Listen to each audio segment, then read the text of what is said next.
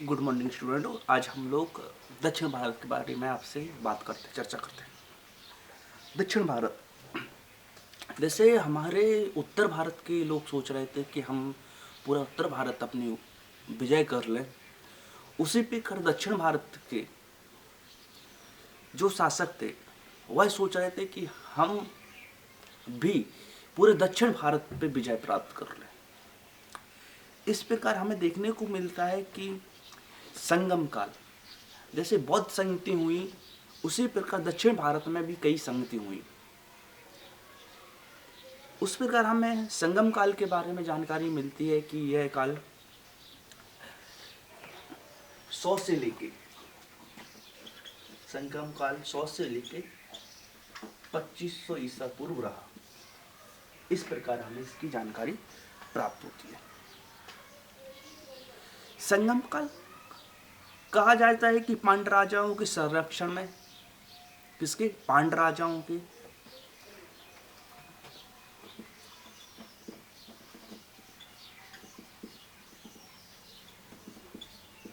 पांड्य राजाओं के द्वारा 3 संगतियों का कार्यक्रम रखा गया और 3 विशाल बैठकें बुलाई गई थी, संगम किए गए। और इस संगम बड़े बड़े विद्वानों द्वारा, उस समय के, उनके द्वारा यह कार्यक्रम किया गया। संगम साहित्य जितने भी हुए तमिल भाषा में हुए, जितनी भी बैठकें हुई सब तमिल भाषा में हमें जानकारी प्राप्त होती है। किसमें? तमिल भाषा में। इस प्रकार अगर हम देखें तो इतिहासकारों ने संगम काल को 3 कालखंडों में बांटा। कहते हैं 3 संगम काल हमें देखने को मिले। पहला, अगर हम लोग पहले पे चर्चा करें,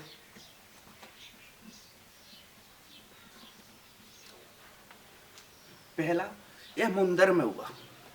कहां पे? दक्षिण मुंदर में। मुंदर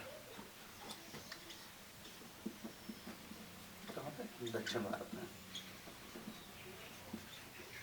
दक्षिण भारत में हुआ। और इसमें देखो तो अगस्त ऋषि हैं जो, उन्होंने इसकी अध्यक्षता की। और 89 राजाओं ने इसमें भाग लिया। 89 राजाओं ने इसमें भाग लिया। कहा जाता है कि लेकिन जो दक्षिण मुंदर है, जहां पे सम्मेलन बुलाया गया था, वह अब जलमग्न हो गई है, मतलब डूब गई है, समुद्र की वजह से डूब गई है। तो इसके हमें कोई साक्ष्य प्राप्त नहीं होते। लेकिन अगर हम द्वितीय संगति देखें, द्वितीय संगम देखें, सम्मेलन देखें, इसकी अध्यक्षता पहले अगस्त ऋषि ने की। किसने? अगस्त ऋषि ने की। इसके बाद तोलकाप्पियर। किसने? तोलकाप्पियर।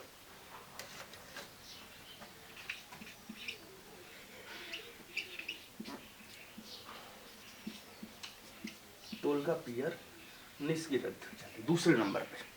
पहले अगस्त ऋषि ने, फिर इन्होंने इसकी अध्यक्षता की। तथा तोलकाप्पियर ने ही इसी संगम काल में तोलकाप्रियम नाम की एक पुस्तक की रचना की, जो साहित्य के, जो तमिल साहित्य है, उसकी एक महत्वपूर्ण पुस्तक हमें देखने को प्राप्त होती है।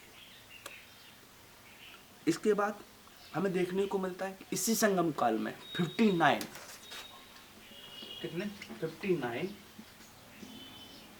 राजाओं ने भाग लिया। 59 राजाओं ने इस संगम काल में भाग लिया। इसके बाद हमें देखने को मिलता है तृतीय संगम काल। कौन सा?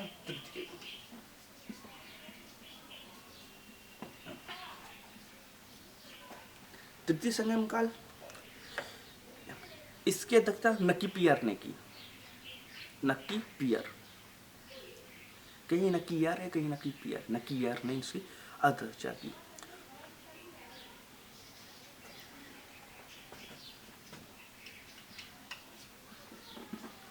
और 49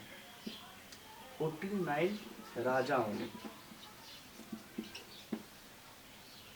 49 राजाओं ने इसमें अपना योगदान दिया, मतलब इसमें आए।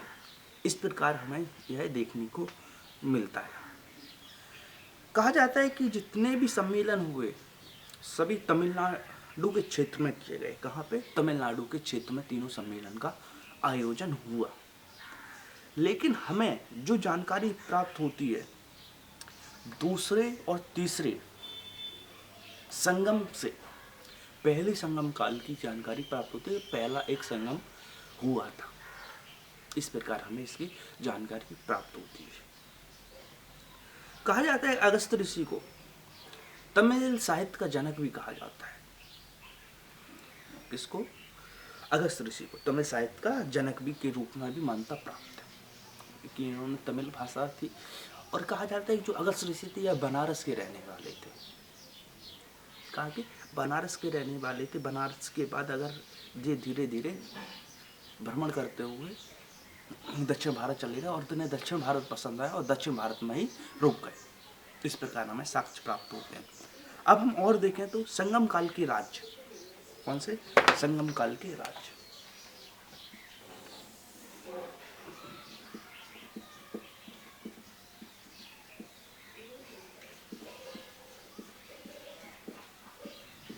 राज्य इसमें अगर हम लोग देखें तो हमें 3 राजवंशों के बारे में पढ़ने को मिलता है। चेर, पांड, चोल। कौन कौन? चेर, पांड, चोल। चेर, पांड और चोल, इनके बारे में हमें जानकारी प्राप्त होती है। तो हम एक एक करके पहले आपसे सर्च बात करते हैं, चर्चा करते हैं। तो चेर वंश, यह इनको प्राचीन चेर कहा जाता है। चेर वंश को क्या कहा जाता है? प्राचीन चेर की कहा जाता है कि यह सबसे पुराना है।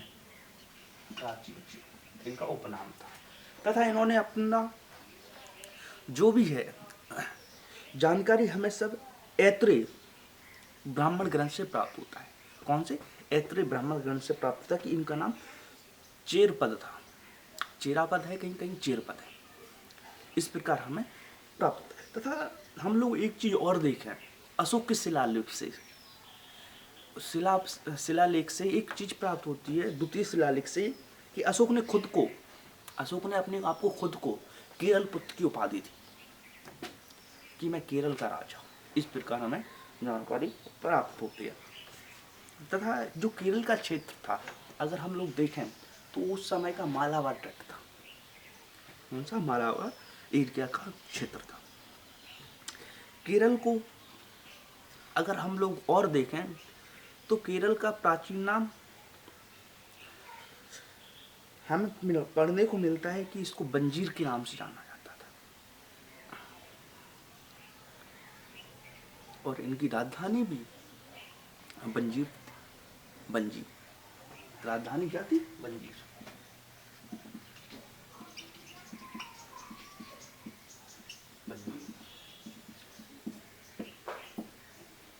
राजधानी क्या थी? बंजी थी। तथा इनका चुनाव, जैसे उत्तर भारत में देखें तो राजपूतों के अपने अपने झंडों के निशान थे, ऐसे इस प्रकार ही दक्षिण भारत में भी हमें देखने को मिल रहा है कि अलग अलग शासकों के अलग अलग निशान हमें प्राप्त होते। तो इनका चुनाव चिन्ह हमें देखने को मिलता है कि इनका चुनाव चिन्ह धनुष था। क्या था? धनुष चिन्ह। क्या था? धनुष।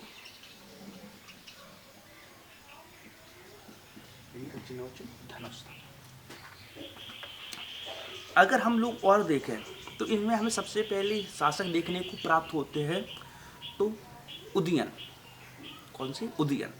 उदयन के बारे में हमें प्राप्त होता है कि उदयन ने महाभारत में जो दोनों सेना लड़ रही थी, पांडव और कौरव की, उन दोनों सेनाओं को श्री कृष्ण के कहने पर भोजन की व्यवस्था कराई थी।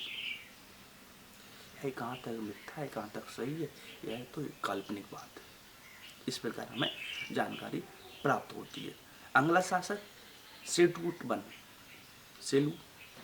सेनगुप्त सेनगुट वन के बारे में हमें कहा जाता है कि इसको लाल चीर के नाम से भी जानते हैं। सेनगुट वन को लाल चीर के नाम से जाना जाता है और यह सबसे प्रतापी शासक भी रहा है। कौन? सेनगुट वन। इसके बाद हमें आदिगमन। कौन सा? आदिगमन। आदिगमन के बारे में अगर हम लोग पढ़ें, इसके पहले सेनगुट वन, आदिगमन और सेनगुट वन, यह दोनों प्रमुख राजा रहे हैं। सेनगुट वन ने कग्नि पूजन मतलब अपनी पत्नी की पूजन प्रारंभ किया। यह कई बार हमारे एसएससी जीडी में क्वेश्चन आया है कि कग्नि पूजन किसने प्रारंभ किया, मतलब कग्नि पूजन, पत्नी पूजन, इसने सेनगुट वन ने प्रारंभ किया। सेनगुट वन के बारे में एक चर्चा और मिलती है कि जब इसने पूजन प्रारंभ किया तो श्रीलंका के राजा, दक्षिण भारत में, और कई जो उससे मित्र राजा थे उनको सबको इसने आमंत्रण किया था सेनगुट वन ने। और आदिगमन ने गन्ने की खेती की थी। इस प्रकार हमें इन दोनों राजाओं के बारे में जानकारी प्राप्त होती है। इसके बाद कुडैकल। कौन सा? कुडैकल। कुडैकल के बारे में हमें एक चीज जानकारी प्राप्त होती है कि इसको हाथी मारने का बहुत शौक था और हाथियों में भी हाथी की आंख वेदना इसको बहुत पसंद था। इस प्रकार हमें इसकी जानकारी प्राप्त होती है। दूसरी सदी में आते आते इस वंश का अंत हो जाता है। सॉरी, इस वंश का अंत हो जाता है। इसके बाद हमें देखने को बोलते हैं पांड्य राजा। पांड्य राजाओं हम देखें तो इनका जो एरिया था सबसे प्राचीन एरिया माना जाता है और इनकी राजभाषा तमिल थी। कौन सी थी? तमिल थी। कहा जाता है कि यह मातृ सत्तात्मक थे, माता के नाम से ही जाने जाते थे। इस प्रकार हमें इनके बारे में जानकारी में तथा इनका जो एरिया था मोतियों के लिए प्रसिद्ध था। कौन? किसके लिए? जो मोती होते हैं ना, उसके लिए प्रसिद्ध था। तथा इन्होंने अपनी राजधानी मुंदेर को बनाया।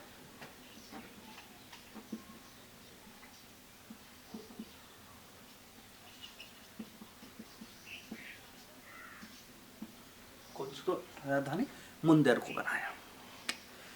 इसकी जानकारी हमें पांड्य राजाओं की जानकारी मेगस्तीन की पुस्तक इंडिका से स्पष्ट रूप से प्राप्त हो जाती है। ठीक है।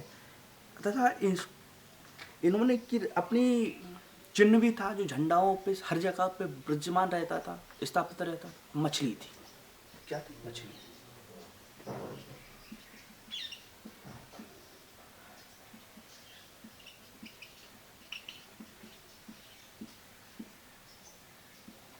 जैसे चेर वंशों का देखें तो हमें धनुष देखने को मिलता है, पांडवों का तो मछली देखने को प्राप्त होती है।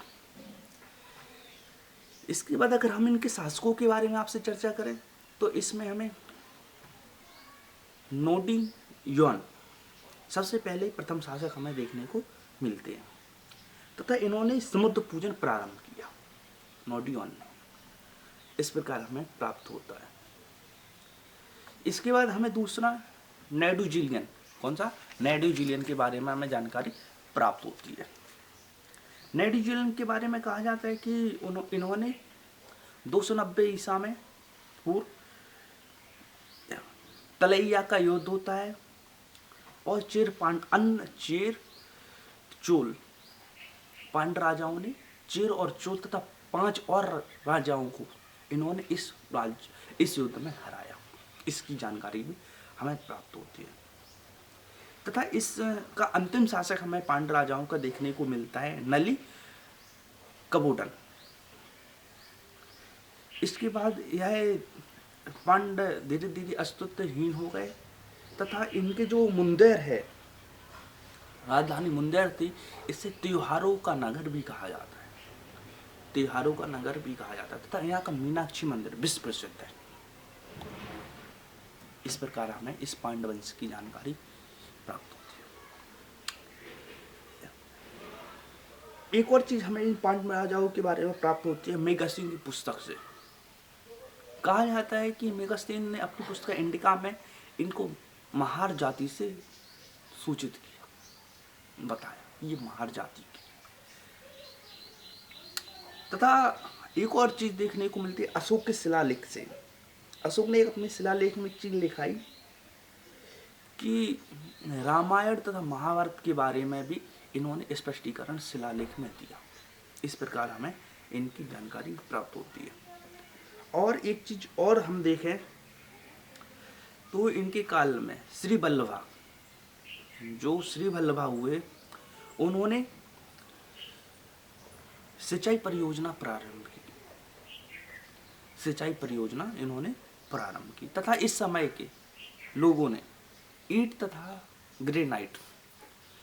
ग्रेनाइट का उपयोग करना प्रारंभ कर दिया था। इस प्रकार हमें जानकारी प्राप्त होती है। इसके बाद अब अगर हम और देखें तो चोल शासक, लास्ट के हमें कौन देखने को मिलता है? चोल। चोल के बारे में पढ़ने को मिलता है कि इनको कहते हैं नया देश। चोल जो स्थापित हुए इनको कहते हैं नया देश। इसकी जानकारी हमें पाणिनि की पुस्तक अष्टधाई से प्राप्त होती है, अष्टधाई से मिलती है। तथा यह तमिलनाडु के पूर्वी भाग में स्थित थे। पूर्वी भाग में यह लोग स्थित थे और इन्होंने अपनी 3 राजधानियां बनाई, एक उरैयूर, दूसरी तंजौर, उरैयूर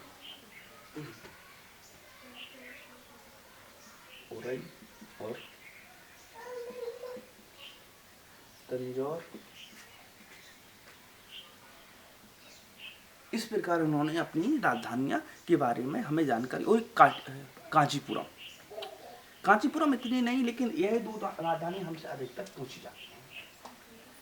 इस प्रकार हमें इस प्रकार की इनकी जानकारी प्राप्त होती है। और इनका चिन्ह, इनका हम लोग इसमें आता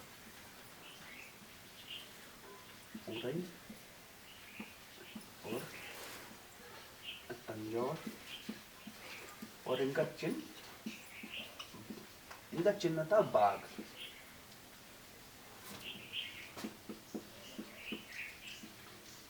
इनका चिन्ह बाघ था, यह इनकी राजधानी। इस प्रकार हमें इनके बारे में जानकारी मिलती है। कहा जाता है कि इनका जो वस्त्र था, सूती वस्त्र, वह पूरे विश्व में प्रसिद्ध था। कहाँ पे? पूरे विश्व में प्रसिद्ध रहा। इंडिया में ही नहीं, भारत में ही नहीं, आर्यवर्त में नहीं, दक्षिणावर्त में ही नहीं, पूरे विश्व में इनका वस्त्र प्रसिद्ध रहा। और इस यहाँ पे देखे तो जो दक्षिण के राज्य थे, यह चेर, चोल, पांड्य, यह पूरे कृष्णा नदी के नीचे ही थे। कौन सी? कृष्णा नदी जो बहती है उसके नीचे के इनके राज्य थे। इनमें अगर हम लोग देखें तो हमें एक चीज और प्राप्त होती है। कहा जाता है कि जितने में एक हाथी बनता है, हथसाल बोलते हैं जिसको, एक हाथी बनता है, उतने में 7 लोगों के परिवार वाला पूरा परिवार, अगर उतने में एक खेती की जाए तो पूरा परिवार आराम से खाना खा सकता है।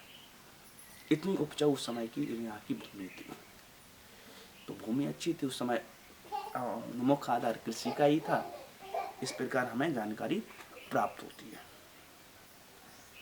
अगर हम लोग दूसरा देखें तो यहाँ के शासक पहले उर्वरफहरे रहे। कौन से? उर्वरफहरे के बारे में हमें जानकारी प्राप्त होती है। दूसरा शासक करिकाल।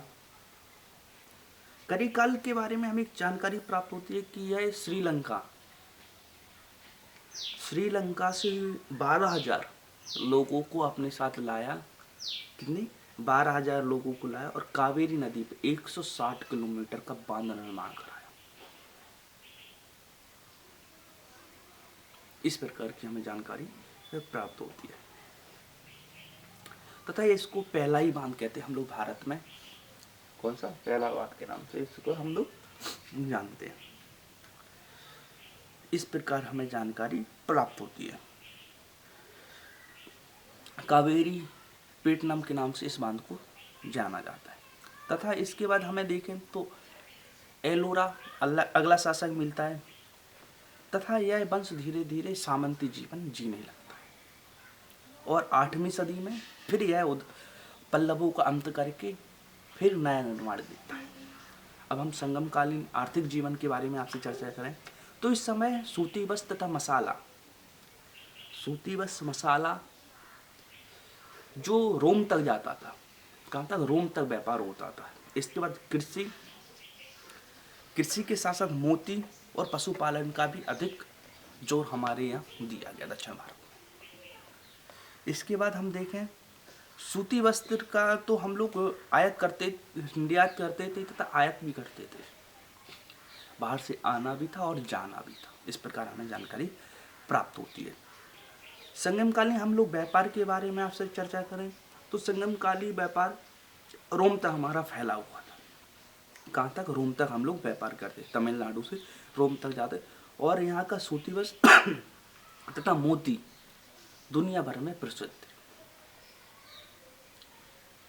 इस प्रकार हमें जानकारी प्राप्त होती है।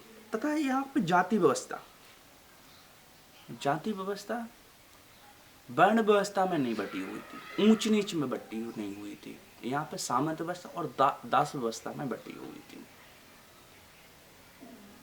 इस प्रकार बटी हुई थी, ऊंच नीच की जाति नहीं थी। और अगर हम लोग धार्मिक पे देखें, धार्मिक दृष्टिकोण देखें तो यहाँ की सबसे प्रमुख देवता मुरुगन है, जिन्हें प्रेजेंट टाइम में सुब्रमण्यम के नाम से जाना जाता है। दूसरे नंबर के कार्तिकेय, जो गणेश भगवान के भाई हैं, शिव जी के बड़े पुत्र हैं। इस प्रकार हमें देखने को प्राप्त। तथा यहाँ के बंदरगाहों पर चर्चा करें जहाँ पर जहाज रुकते हैं तो यहाँ पर चेरों का बंदरचेर था, चेरों का बंदरचेर, और चोलों का बुहार, पांडवों का कोरमकाय। इस प्रकार हमें जानकारी मिलती है। अब हम लोग साहित्य के बारे में चर्चा करें तो साहित्य में हमें तोल्काप्पियर जो है, तोल्काप्पियम, जिन्होंने व्याकरण के बारे में हमें जानकारी प्राप्त की। किसके? व्याकरण के बारे में हम जानकारी प्राप्त की।